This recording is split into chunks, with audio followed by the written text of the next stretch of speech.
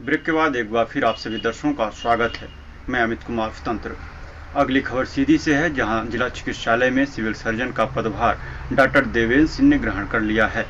Doctor Devendra Singh ने पत्रकारों से चर्चा करते हुए चिकित्सालय प्रबंधन व स्वास्थ्य सेवा से जुड़ी समस्याओं को दूर करने और मरीजों को बेहतर उपचार मुहैया कराने को कहा।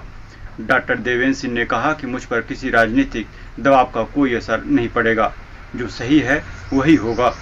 पूर्व के तत्कालीन सिविल सर्जन अधिकारियों के कार्यकाल दौरान लग रहे कथित आरोपों को लेकर पूछे गए पत्रकारों के सवाल का डॉक्टर देवेंद्र सिंह ने बेबाकी के साथ जवाब दिया और कथित मिनी चिकित्सालय खोलकर व्यवसाय कर रहे चिकित्सकों के कार्यप्रणाली को लेकर भी सख्त दिखे। सुनिए क्या कुछ कहा डॉक्टर देवेंद्र सिंह ने। आज आपने पदभार ग्रहण कर लिया है, इसके बाद जिला चिकित्सालय की व्यवस्थाओं को लेकर किस प्रकार से आपकी कार्रवाई रहेगी और समुचित व्यवस्थाएं दुरुस्त होंगी?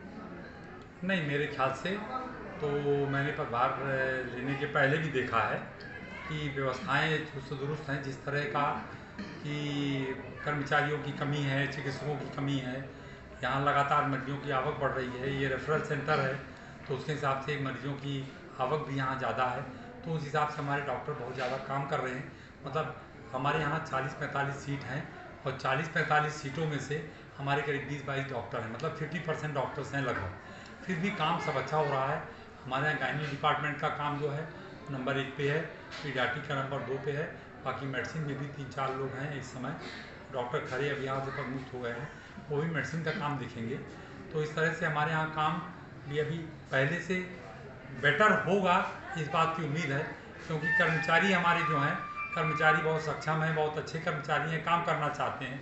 अब मार्गदर्शन इनको हम लोग देंगे, समय समय पे आप लोग बताते रहेंगे, हमारी कमियां हमारी खूबियां आप लोग बताते रहेंगे, उसके हिसाब से हमारे सब कर्मचारी काम करते रहेंगे। तो आशा उम्मीद है कि हमारा ये संस्था बहुत अच्छा काम करेगी और ये 5-6 दिन के अंदर दिखने लगेगा कि हाँ कुछ ना कुछ परिवर्तन हो रहा है। काम उन लोगों ने अपने अपने हिसाब से ठीक ही किया है, तो कि बहुत अप्रत्याशित सुविधा नहीं मिल पाएगी, बहुत एकदम से कोई चीज़ क्लियर अप हो जाएगी, लेकिन ये है कि हाँ काम में सुधार होगा। और मैं ये दावा कर रहा हूँ अपने कर्मचारियों और अपने डॉक्टरों, अपने नर्सिंग स्टाफ, नर्सिंग ऑफिसर, सबको साथ में लेके चलने वाली जो प्रवृत्ति है मेरी, उसके हिसाब से मुझे ऐसा लगता है कि हम ज़रूर अच्छा करेंगे और संस्था का नाम हम ऊपर करेंगे। बल्ब लटके हुए हैं, हाँ। जहाँ एसियाँ खराब है वहाँ एसी निकाल के गायब हो गई है, एसी ही नहीं है। तो ये कब तक ये व्यवस्था में सुधार होगा? प्रशासनिक व्यवस्था में अभी भूल चूक हुई है और एसी निकाल के जैसे काम चलता रहता है और पीडब्ल्यू वाले ले जाते हैं, अधिकारियों को हमारे मालूम नहीं, एसी को बाद में बेच देते हैं, उसका अलग से पैसा कमा लेते हैं। पंखे ले जाते हैं, उसको पंखा नया लगाते हैं, वो पुराने वाला पंखा कहीं जमा नहीं करते हैं। ये सब चीज़ें अनियमितता बहुत सारी हुई हैं और उसका मेरे ख्याल से आशय ये रहा कि नए जो पंखे और नए जो एसी खरीदे जाते हैं, इसमें कमीशन खोरी होती है और पुराने वाले में बनाने में थोड़ा प्रॉब्लम आती है।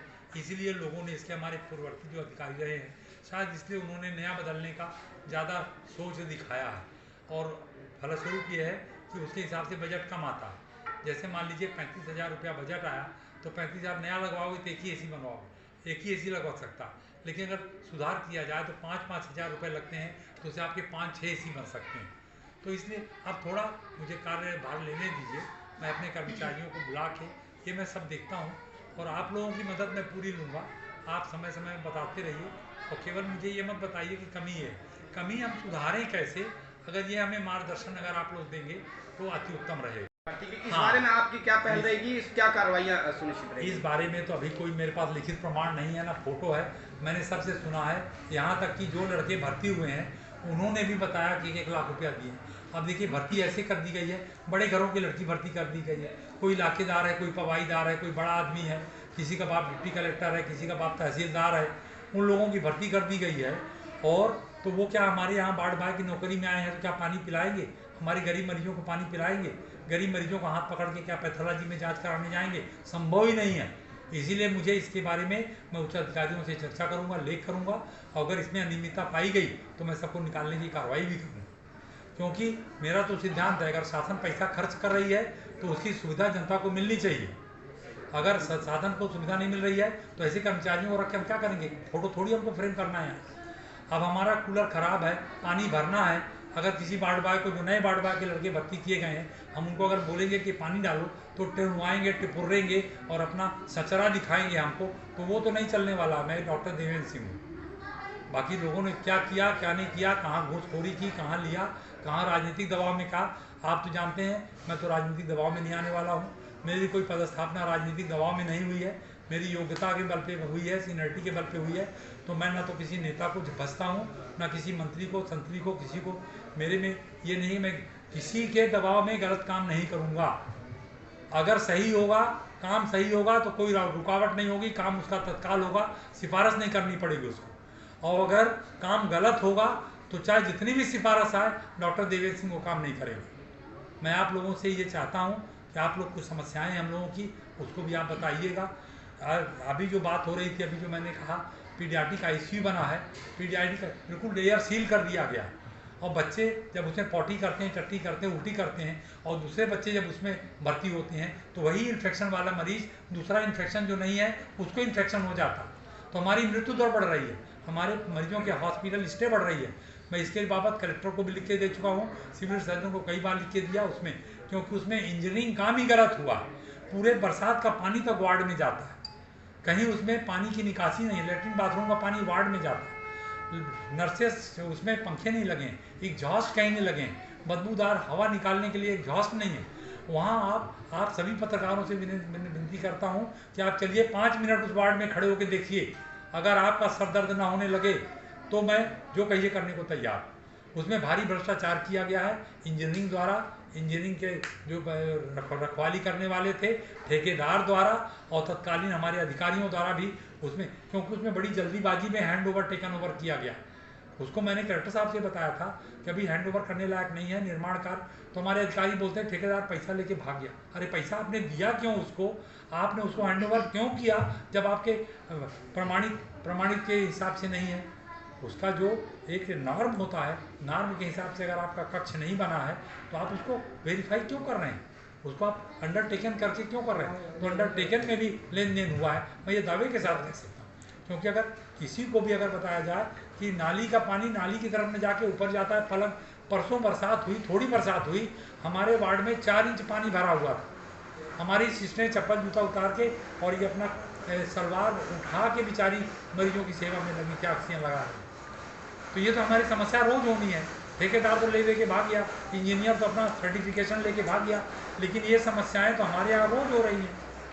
तो इसका तो हम लोगों को झेलना पड़ रहा है, हमारे मरीजों को झेलना पड़ रहा है, हमारे स्टाफ, हम लोग खुद, हमारी मरीजें, हमारी जो नर्सिंग ऑफिसर हैं जो 12 घंटे 8 घंटे 10 घंटे वार्ड में रहती हैं, वो सबको फेफड़े की बीमारियाँ होंगी, हम लोगों को बीमारियाँ होंगी। इसीलिए हवादार कमरे चाहिए, वो नार्म के हिसाब से, जो प्रमाणिक नार्म है उसके हिसाब से कक्ष बने ही नहीं है।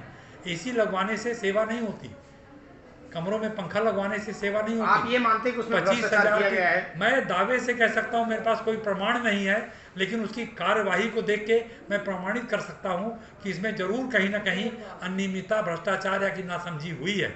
आप लोग भी जाके देखिए ना वार्ड में। पूर्व के तत्कालीन अधिकारियों को लेकर आरोप लगते रहे हैं, और नेता हो या मरीजों के साथ जो विवादास्पद स्थितियां पैदा होती थी उसमें अंकुश लगाने के लिए क्या पहल होगी आपकी? नहीं, एक तो इसमें सब मरीजों को संभाव से देखना। ये सब मरीज हमारे भगवान हैं, हमें रोजी रोटी देते हैं। तो जब मरीज आता है हमारे पास तो उसको हम अपने भगवान की नज़र से देखें, या कि हम उसको माने कि हमारा बच्चा है, हमारी माँ है, हमारे पिताजी हैं, हमारे भाई हैं, तब उसका हम उपचार सही कर पाएंगे। हमारे डॉक्टर अच्छे हैं, डॉक्टर काम करना चाहते हैं, लेकिन एक तो ओवर क्राउडिंग की समस्या, डॉक्टरों की कमी, और ये प्रशासनिक जो हमारी अभी तक साथ में लेके न चलने वाली बात रही, प्रवृत्ति रही है, एक ही जन की प्रवृत्ति रही है। मतलब आप कह सकते हैं मोनोफोकस, एक तरह से एक करके कि हम ही सब कुछ हैं, ये ऐसे काम नहीं चलता। ये संस्थाएं सबको लेके साथ में चलती। आज मैं सिविल सर्जन बना हूँ तो मैं मानता हूँ कि मेरे साथ साथ 25 जो डॉक्टर है वो भी सब सिविल सर्जन है। हमारा स्टाफ जो है ये उप सिविल सर्जन है, चाहे 1 से लेके 25 नंबर तक हो। इनमें ये भावना जगानी है कि अगर शासन हमको पैसा देती है गरीबों की सेवा करने के लिए तो हम सेवा तो करें। अगर मान लीजिए हमको 1000 रुपया शासन देता है तो हम 1000 का काम न करें, 1100-1200 का काम न करें, पर हम 950 का तो काम करें। तो ये इनको जगाना पड़ेगा, और ये मैं जगा लूँगा। जो नहीं जगेगा तो मैं डॉक्टर देवेंद्र सिंह हूँ, मैं ये जानते हैं मैं डॉक्टर देवेंद्र सिंह। पूर्व में हुई अनियमितताओं को लेकर किस प्रकार कार्रवाई? पूर्व की अनियमितताओं को लेकर तो मैं अगर करता रहूं तो मैं सबकी जांचें करवाता रह जाऊंगा, तो मैं अपना काम नहीं कर पाऊंगा। तो मैंने तो आज से रजिस्टर भी सब बंद कर दिया, साइन करके रजिस्टर बंद कर दिया है। जो कर्मचारी अधिकारी टाइम में नहीं आएंगे उनके ऊपर कार्रवाई करूंगा। आज के बाद की मैं कार्रवाई करूंगा। इसके पहले क्या हुआ क्या नहीं हुआ, अगर मैं इसी उलझन में लगा रह पाऊंगा तो आप समझ तो बिस्तर का अस्पताल है, जिसमें से कि अभी पूरे बेड नहीं बने हुए हैं। पूरे बेड जो बेड टोटल काउंट का बेड जो है वो अभी उतने पूरे अपने क्रियाशील स्थिति में नहीं है, वो अभी कम है। कहीं कक्षों का अभाव है, कहीं हमारे पास स्टाफ का अभाव। मेडिकल स्टाफ हमारे यहाँ, मेरे पास एग्जैक्ट फिगर तो आज नहीं है कि कितने डॉक्टर की पोस्टिंग हुई है, कितने स्पेशलिस्ट की पोस्टिंग हुई है और कितने मेडिकल, पर मैं ये मानता हूँ कि लगभग 50% हमारे यहाँ स्पेशलिस्ट में तो हमारे यहाँ 70% जगह खाली है। 60% 70%, जहाँ 12 14 स्पेशलिस्ट की पोस्ट है, हम लोग केवल 3 स्पेशलिस्ट बाकी बचते हैं। ठीक है, तो उसमें एक तो स्पेशलिस्ट की कमी है, डॉक्टरों की कमी है, दूसरा नर्सिंग स्टाफ की भी कमी है। ट्रेन नर्सिंग स्टाफ की जो कमी है उसको शासन स्तर पे पूरा किया जा रहा है। उनका प्रशिक्षण के लिए योजनाएं चल रही हैं, प्रशिक्षण के लिए भेजा जा रहा है और उनको प्रशिक्षित करके पूर्ण किया जा रहा है। जिला चिकित्सक लेते हैं हाँ, और सेवाएं डॉक्टरों के या फिर अन्य जगह देते हैं। बिल्कुल सही है, बिल्कुल ये आपका कहना बिल्कुल सही है। कुछ लोगों ने दुकानें खोल रखी हैं, वो सब दुकानें बंद करना पड़ेगा, शपथ पत्र देना पड़ेगा, और जो उसके शपथ पत्र के बाद भी नहीं मानेगा तो उसके ऊपर कार्रवाई होगी। शासन ने प्राइवेट प्रैक्टिस की शासन के नियमानुसार छूट दे रखी है। सब डॉक्टर अपने अपने घरों में प्राइवेट प्रैक्टिस करने के लिए सक्षम है, उनको आज़ादी है शासन की तरफ से, लेकिन उनको कोई और काम के लिए नहीं। जैसे प्लास्टर नहीं कर सकते, वो ड्रिप बोतल नहीं कर सकते, दवाइयाँ नहीं कर सकते, केवल कंसल्टेंसी कर सकते, पैथोलॉजी नहीं चला सकते। तो कुछ लोग कर रहे हैं, कुछ लोग किसी के दबाव में कर रहे हैं। अब शासकीय क्वार्टर अभी बात आ जाएगी तो फिर वही डॉक्टर खरे का फिर नाम आ जाएगा। वो अघोषित नर्सिंग होम चला रहे हैं, अब उसके जब कलेक्टर के मुढ़ाने पे चला रहे हैं, कलेक्टर कुछ नहीं कर पा रहे हैं, तो हम लोग तो एक नदना से अधिकारी हैं, हम लोग क्या करें। नहीं चूकूंगा, लिखा पढ़ी मैं करूँगा, और डंडा चलाना मेरा काम नहीं है। आपके पत्रकारों की मदद मैं हमेशा लेता रहूँगा कि ऐसे लोगों को आप लोग एक्सपोज करें, मतलब उनका पर्दाफाश करें और उनको इतना दबाव बनाएं, कोई सब ना करे। दुकानदारी नहीं कर सकते। जिन खासतौर से जिन डॉक्टरों को शासकीय आवास आवंटित है, अपने शासकीय आवास में करें। जिनकी आवास की सुविधा नहीं है, शासकीय आवास में सुविधा नहीं है, किसी के जैसे मेरा खुद का चौथे माला पे है, अब गर्भवती महिलाएं कैसे जाएंगी। F टाइप का काम, E टाइप के इंटाइटिल है, F टाइप के क्वार्टर में हमको मिला हुआ है मजबूरन, दो डॉक्टरों का, हमको 25,000 रुपये में पड़ता है, और चौथे माला में गर्भवती महिलाएं। तो इसीलिए मैंने परमिशन लेके नीचे एक टपरा बना लिया।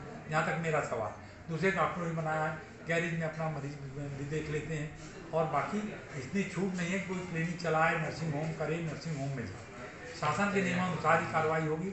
अगर नहीं मानेगा उसके विरुद्ध शासन को मैं लिखूँगा। सीधी यही है कि ओझा हमारा पढ़ा लिखा इलाका नहीं है, बड़ा गरीब है। जैसा आपने कहा, हरिजन आदिवासी यहाँ पढ़े लिखे लोग भी लूज मोशन के केस में भी झड़वाने फुकवाने जाते हैं।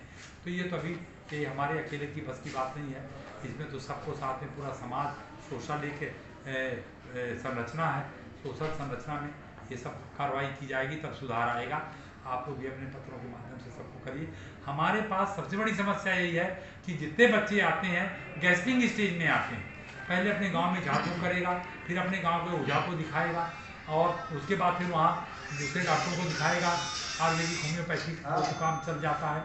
जब उनसे भी नहीं समझ पाता तो रेफर फिर हमारे पास। तो यहाँ हमारे पास इतने गंभीर अवस्था में आता है कि एक मरीज को बचाने के लिए मुझको कम से कम नहीं तो 5 दिन 6 दिन उसके साथ कठिन परिश्रम करना पड़ता। अमूमन ऐसा हमारे सभी डॉक्टरों के साथ, खासतौर से बच्चों में। तो ये गायनी में थोड़ा प्रक्रिया सुधरी है। जो पहले गायनी में बच्चेदानी फटके केस आते थे और वो केस नहीं आने पाते। बहुत सारी शासन ने बहुत सुविधाएं दी हैं, गाड़ियाँ दी हैं, अभी 118 बहुत सारी आ गई हैं, जन चेतना भी आई है, साक्षरता भी हुई है, शिक्षा भी हुई है। अब जो लोग जाते हैं उनको पता चलता है कि जिला चिकित्सालय में सुविधा मिल रही है, तो वो लोग इनिशियल स्टेज में भी आते हैं। लेकिन जहाँ तक बच्चों का मामला है, बच्चों में अभी भी झाड़ फूंक, भूत प्रेत और चुड़ुक बैदिया और इस तरह की चीज़ें जो हैं